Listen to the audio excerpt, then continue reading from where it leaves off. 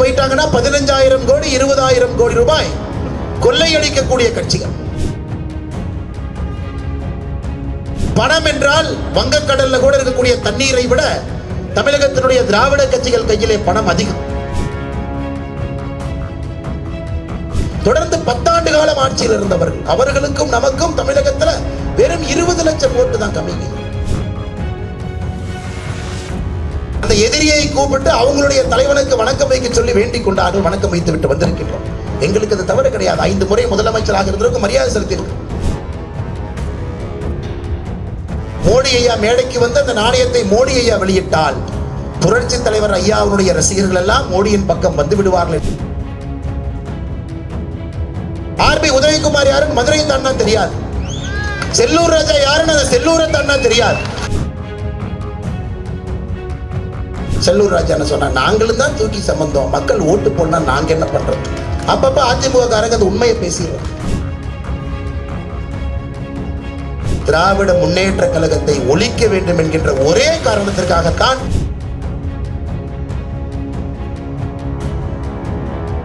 ஒரு போர்க்களத்தில் இவ்வளவு பெரிய படையை எதிர்த்து 5 முறை ஆட்சியில் இருக்கக்கூடிய கட்சி, 6 முறை ஆட்சியில் இருக்கக்கூடிய கட்சி, ஒரு முறை ஆட்சிக்கு வந்துட்டு போயிட்டாங்கன்னா 15,000 கோடி 20,000 கோடி ரூபாய் கொள்ளையடிக்கக்கூடிய கட்சிகள். 50 ஆண்டு காலம் 60 ஆண்டு காலம் பவர்லயே இருந்த கட்சி.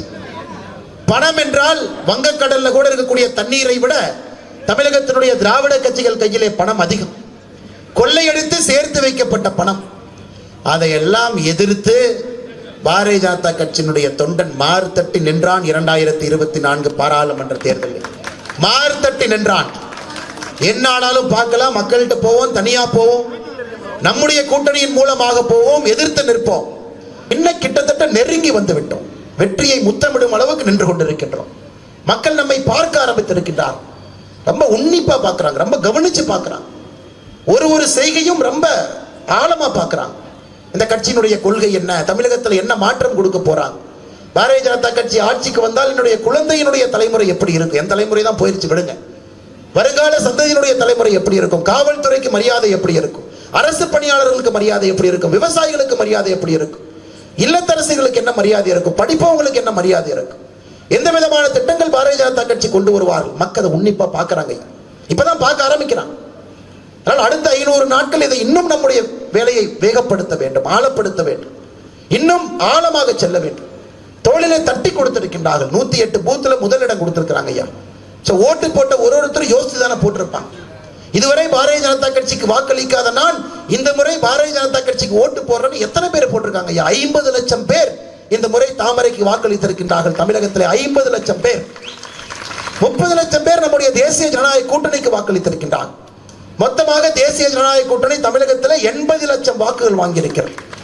இத்தனை ஆண்டுகள் ஆட்சியில் இருந்து 6 முறை முதலமைச்சராக இருந்து மிகப்பெரிய ஆளுமைகள் இருந்து அற்புதமான தலைவர்களாக இருந்து மக்களுடைய மனதை எல்லாம் வென்றெடுத்திருக்கக்கூடிய புரட்சி தலைவர், புரட்சி தலைவி அம்மா தமிழகத்திற்கு நிறைய செஞ்சிருக்கிறாங்க. அவர்கள் பின்னால் வந்திருக்கக்கூடிய தலைவர்களை மக்கள் வேறுபடுத்தி பார்க்கிறாங்க. அவங்க மாதிரி இவங்க இல்லையே, அவங்க நேர்மை அவங்ககிட்ட இல்லையே, அவங்க பேசின பேச்சு அவங்ககிட்ட இல்லையே, அவங்க செயல்பாடு இந்த தலைவர்கள்ட்ட இல்லையே. அதையெல்லாம் பார்த்து விட்டு அந்த கட்சிக்கே 1 கோடி ஓட்டு தான் கொடுத்திருக்கிறாங்க ஐயா. தேசிய ஜனநாயக கூட்டணிக்கு 80 லட்சம் ஓட்டு, வெறும் 20 லட்சம் ஓட்டு தான் குறைவு. 6 முறை ஆட்சியில் இருந்தவர்கள், 6 முறை ஆட்சியில் இருந்தவர்கள், தொடர்ந்து 10 ஆண்டு காலம் ஆட்சியில் இருந்தவர்கள், அவர்களுக்கும் நமக்கும் தமிழகத்தில் வெறும் 20 லட்சம் ஓட்டு தான் கம்மிங்க ஐயா. தேசிய ஜனநாயக கூட்டணி 80 லட்சம், அனைத்து இந்திய அண்ணா திராவிட முன்னேற்ற கழகம் 1 கோடி. அந்த எதிரியை கூப்பிட்டு அவங்களுடைய தலைவனுக்கு வணக்கம் வைக்க சொல்லி வேண்டிக் கொண்டார்கள். வணக்கம் வைத்து விட்டு வந்திருக்கின்றோம். எங்களுக்கு அது தவறு கிடையாது. 5 முறை முதலமைச்சராக இருந்தவருக்கு மரியாதை செலுத்தியிருக்கு. கொள்கை கிடையாது உங்களுக்கு. தமிழகத்தில் குட்டிச்சுவராக்கி இருக்கிறீங்க. தமிழகத்தை ஒரு கொலைகார நாடாக, கொள்ளைக்கார நாடாக, கொள்ளையடிக்கக்கூடிய நாடாக மாற்றி இருக்கின்றீர்கள். எங்கே பார்த்தாலும் லஞ்சம், ஊழல், லாவண்யம் என்று இருக்கு. ஆனா எங்களுடைய பிரதமர் ரொம்ப பெருந்தன்மையானவர். உங்களை மாதிரி காலங்காத்தால 2 மணிக்கு வந்து கைது பண்ணி ஐடியில் ஏதோ போஸ்ட் போட்டான், ஃபேஸ்புக்கில் ஏதோ போஸ்ட் போட்டான், 2 மணிக்கு கைது பண்ணி உள்ள வைங்க. அப்படி இல்லை. 5 முறை முதலமைச்சராக இருந்த ஒரு தலைவருக்கு மரியாதை கொடுக்க வேண்டும் என்றால் எங்களுடைய பிரதமர் அந்த மரியாதையை கொடுப்பார். காரணம், அதிலே நாங்கள் எப்பொழுதும் அரசியல் செய்ய மாட்டோம். அது பாரதிய ஜனதா கட்சியினுடைய இலக்கம். நாமும் அனைத்து இந்திய அண்ணா திராவிட முன்னேற்ற கழகமும் கூட்டணியில் இல்லாத பொழுது 2017 கூட்டணியில் இல்லை. இதே மரியாதையை புரட்சி தலைவர் எம்ஜிஆர் ஐயாவுக்கு செஞ்சோம். அவருடைய நூற்றாண்டு விழா 1917 எம்ஜிஆர் ஐயா பிறந்திருந்தாங்க, புரட்சி தலைவர். 2017 அவருக்கு இதே 100 ரூபாய் நாணயத்தை வெளியிட்டோம். 100 ரூபாய். கூட்டணியில் இல்ல, எதிர்கட்சிகளாக இருந்தோம். 2017 புரட்சி தலைவர் ஐயாக்கு இதே 100 ரூபாய் யாருங்க ஐயா வெளியிட்டார்? பாரத பிரதமர் நரேந்திர மோடி அவர்கள் வெளியிட்டார். ஆனா உங்களுக்கு தெரியும், மோடி ஐயா மேடைக்கு வந்து அந்த நாணயத்தை மோடி ஐயா வெளியிட்டால் புரட்சி தலைவர் ஐயாவுடைய ரசிகர்கள் எல்லாம் மோடியின் பக்கம் வந்து விடுவார்கள் என்று தெரிந்துதான் 2 ஆண்டுகள் அந்த நாணயத்தை வெளியிடாம நீங்களே பத்திரமா பூட்டி வச்சிருந்து 2017 வெளியிட்ட நாணயத்தை 2019 நீங்களே மேடையின் மீது வெளியிட்டுக் கொண்டீர்கள். நாங்கள் சரியாக எங்களுடைய கடமையை செய்திருக்கின்றோம். நீங்க கூட்டணி எதிர்க்கட்சி கூட இருக்கீங்கன்னு பார்க்கலாம். புரட்சி தலைவர் ஐயாவுக்கு செய்ய வேண்டிய மரியாதை 2017 செஞ்சோம். 2 ஆண்டுகள் கழித்து அந்த விழாவை நடத்தினோம். அந்த விழாவை நீங்களே அந்த நாணயத்தை வெளியிட்டீங்க. உண்மையை சொல்ல வேண்டும் என்றால் புரட்சி தலைவர் டாக்டர் எம்ஜிஆர் ஐயாவுடைய அந்த 100 ரூபாய் நாணய வெளியீட்டு விழா யாருடைய கையிலே நடந்திருக்க வேண்டும் பாருங்க. கலைஞர் ஐயாவுக்கு ராஜ்நாத் சிங் ஐயா வந்தாங்க. புரட்சி தலைவர் ஐயாவுக்கு மோடி ஐயா வந்திருக்க வேண்டும். மோடி ஐயாவுடைய கையிலே அந்த 100 ரூபாய் நாணயம் வெளியிடப்பட்டது. அது உங்க பிரச்சனை, நீங்க கூப்பிடல. கூப்பிட்டாங்கன்னா மோடி ஐயாவை பார்க்கறாங்க, மோடி ஐயாவின் பக்கம் சென்று விடுவார்கள் என்கின்ற காழ்ப்புணர்ச்சியில நீங்க அந்த நாணய வெளியீட்டு விழா வச்சு அதற்கு நாங்கள் என்ன செய்ய முடியும்? மோடி ஐயா வெளியிட்டு இருக்கணும். எடப்பாடி பழனிசாமி என்ன நீங்க வெளியிட்டீங்கன்னா ஜம்மு அண்ட் காஷ்மீர் பேப்பர்ல உங்களுக்கு யாருன்னு தெரியுமா? எடப்பாடி பழனிசாமி அவர் நீங்க அங்க போய் போஸ்ட் அடிச்சு ஒட்டணும். நான் தான் எடப்பாடி பழனிசாமி படிப்பான். சிக்கிம்ல எப்படி தெரியும்? நாகாலாந்துல எப்படி தெரியும் எடப்பாடி பழனிசாமி யார் என்று? இல்ல வெஸ்ட் பெங்கால் எப்படி தெரியும்? ஜார்க்கண்ட்ல எப்படி தெரியும்? உத்தரப்பிரதேசல எப்படி தெரியும்? ஆர்பி உதயகுமார் யாருன்னு மதுரையை தாண்டா தெரியாது. செல்லூர் ராஜா யாருன்னு அந்த செல்லூரை தாண்டா தெரியாது. அதிமுக இருக்கக்கூடிய யாரையும் அந்த ஊரை தாண்டா தெரியாது. புரட்சி தலைவருடைய பேரில் வாக்கை வாங்கி வாங்கி ஜெயிப்பவங்களுக்கு புரட்சி தலைவர் ஐயாவுக்கு நீங்கள் கொடுக்க வேண்டிய மரியாதை கொடுத்திருக்க வேண்டும் என்றால் மேடையின் மீது பாரத பிரதமர் நரேந்திர மோடி அவருடைய கையிலே அந்த 100 ரூபாய் நாணய வெளியீட்டு விழாவை 2017 நீங்க நடத்தியிருக்கணும். அதனால தயவு செய்து நண்பர்களே, மதுரையில் 3வது வந்துட்டோம். அதிமுகவுக்கு முகம் அப்படி கோணலா போயிடுச்சு. செல்லூர் ராஜா சொல்றாங்க, ஒருத்தர் கேட்கிறார் கூட்டத்தில், ஏப்பா எடப்பாடி பழனிசாமி என்ன மாதிரி மாபெரும் தலைவரை வச்சு எப்படியா 3வது வந்தேன்? செல்லூர் ராஜா என்ன சொன்னாங்க, நாங்களும் தான் தூக்கி சம்பந்தம், மக்கள் ஓட்டு போடலாம், நாங்க என்ன பண்றது?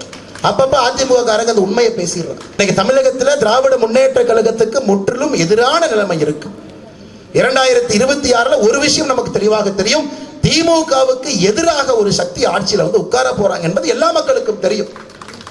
இன்னைக்கு அனைத்து இந்திய அண்ணா திராவிட முன்னேற்ற கழகம் என்னதான் குட்டீகரணம் போட்டாலும், திராவிட முன்னேற்ற கழகம் என்னதான் சங்கு சக்கர சுத்தினாலும் பாரதிய ஜனதா கட்சியினுடைய வளர்ச்சியை யாராலும் தடுக்க முடியாது.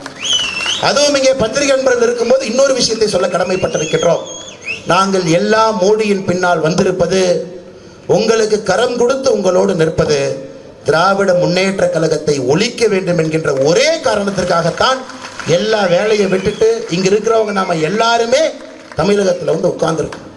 திமுக என்கின்ற தீய சக்திக்கு தமிழக மண்ணில இடம் இல்லை என்கின்ற ஒற்றை காரணத்திற்கு தான் இத்தனை பேர் இங்கே நின்று கொண்டிருக்கின்றோம். அதுல யாருக்கும் எந்த சந்தேகம் வேண்டாம். திராவிட முன்னேற்ற கழகம் என்னைக்கு தமிழக மண்ணிலே ஒழிக்கப்படுகிறதோ அன்னைக்கு தான் தமிழக மக்கள் உண்மையான ஒரு மறுமலர்ச்சியான ஒரு ஜனநாயகத்தை அந்த மண்ணில் பார்க்க போறாங்க.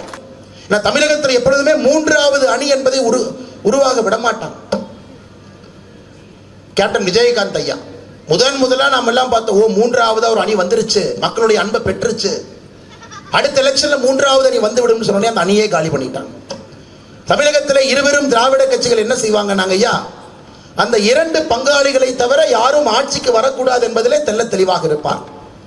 3வது யாராவது பலமாக வளர்ந்தால் முதல்ல பலமா வளர்ற அந்த கட்சியை வெட்டி சாச்சிட்டு சண்டை நாம் இருவரும் போட்டுக் கொள்ளலாம் என்பதுதான் கடந்த 30 ஆண்டு காலமாக தமிழகத்தில் இருக்கக்கூடிய அரசியல் நிலவரம்.